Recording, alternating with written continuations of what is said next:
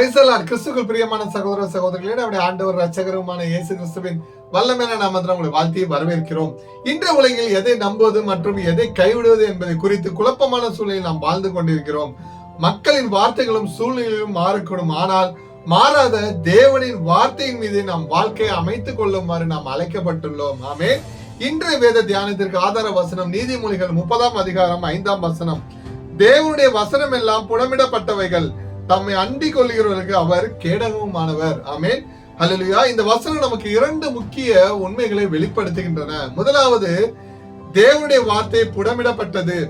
தேவனுடைய வார்த்தை எல்லாம் புடமிடப்பட்டவை, கபடமில்லாத தூய்மை. புடமிடப்பட்டது என்பது நெருப்பில் சோதிக்கப்பட்டு அனைத்து அசுத்தங்களும் நீக்கப்பட்டு தூய தங்கமாக மாற்றப்படுவதை குறிக்கிறது. தேவனுடைய வார்த்தையில் பொய், வஞ்சனை, பிழை ஏதுமில்லை. மாறாத வாக்குத்தத்தங்கள்.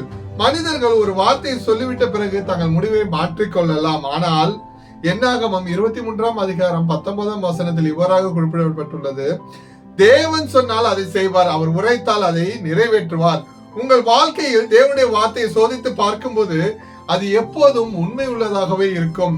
சோதனை காலங்களில் அந்த வார்த்தை உங்களை தாங்கி நிற்கும். எனக்கு பிரியமானவர்களை, இரண்டாவதாக, தம்மை நம்புகிறவர்களுக்கு அவர் கேடகம். தம்மை நம்புகிறவர்களுக்கு அவர் கேடகமானவர். இந்த ஆசீர்வாதத்தை பெறுபவர் யார்? தேவனுடைய வார்த்தை வெறும் அறிவு சார்ந்த தகவலாக மட்டும் வைத்துக் கொள்ளாமல் அதை நம்புகிறவர்களுக்கு அவரே கேடகமாக திகழ்கிறார். ஆமென். ஹல்லேலூயா. கேடகத்தின் நோக்கம். கேடகம் என்பது போர்க்களத்தில் எதிரியின் அம்புகளில் இருந்து போர் வீரனை பாதுகாக்கும் ஒரு ஆயுதமாகும். சாத்தான் நம் மீது எரியும் சந்தேகம், பலவீனம், பயம் மற்றும் சோர்வு போன்ற அக்கினி அஸ்திரங்களை தடுத்து நிறுத்தும் கேடகம் தேவனுடைய வார்த்தையே ஆகும். ஆமென். அவரே நம் புகலிடம். வசனம் அவருடைய வார்த்தை கேடகம் என்று மட்டும் சொல்லவில்லை, அவர் கேடகமானவர் என்று சொல்லுகிறது. நம் வார்த்தையை நம்பும் போது தேவனே நமக்கு அரணாகவும் கோட்டையாகவும் மாறுகிறார். ஆமென். இந்த வசனத்தின்படி நம்முடைய அன்றாட வாழ்க்கை எப்படி இருக்க வேண்டும்? எனக்கு பிரியமானவர்களே, வார்த்தையின் மீது முழு நம்பிக்கை வையுங்கள். சூழ்நிலை பார்த்து பயப்படாமல் தேவனுடைய புடமிட்ட வார்த்தையின் மீது உங்கள் விசுவாசத்தை வையுங்கள். அவரிடம் அடைக்கலம் போகுங்கள். ஆபத்துகளும் சோதனைகளும் வரும்போது சொந்த பலத்தை நம்பாமல் ஜபத்தோடும் துதியோடும் அவருடைய சமூகமாகிய கேடயத்திற்குள் ஓடி வாருங்கள். வார்த்தையை கொண்டு எதிர்த்து நில்லுங்கள். இயேசு கிறிஸ்துவை வனாந்திரத்தில் சாத்தான் சோதித்த போது எழுதியிருக்கிறதே என்று தேவனுடைய வார்த்தையை கேடகமாக பயன்படுத்தினார். நாமும் நம்முடைய போர்களில் தேவனுடைய வார்த்தையை பயன்படுத்த வேண்டும். ஆமென்.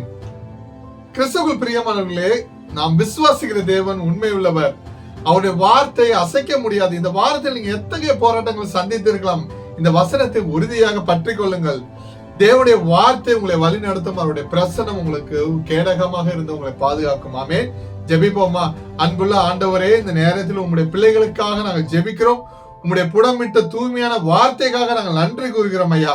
உம்மை நம்புகிற பிள்ளைகளுக்கு நீர் கேடகமாய் இருக்கிறீர் என்ற வாக்கு தத்திற்காக நாங்கள் சோத்தரிக்கிறோம். இந்த வாரம் முழுவதும் உங்களுடைய வார்த்தை நிலையிலே நாங்கள் அடைக்கல போகவும் சாத்தானின் தந்திரங்களை வெல்லவும் எங்களுக்கு பலன் தாரும் ஐயா. இயேசு கிறிஸ்துவின் வல்லமையான நாமத்தில் ஜெபிக்கிறோம் ஜீவன் நல்ல தகப்பனே. ஆமென். இந்த நற்செய்தி உங்களுக்கு ஆசீர்வாதமாக இருக்கும் என்று கர்த்தருக்குள் விசுவாசிக்கிறேன். லைக் பண்ணுங்க, மற்றவங்களுக்கு ஷேர் பண்ணுங்க.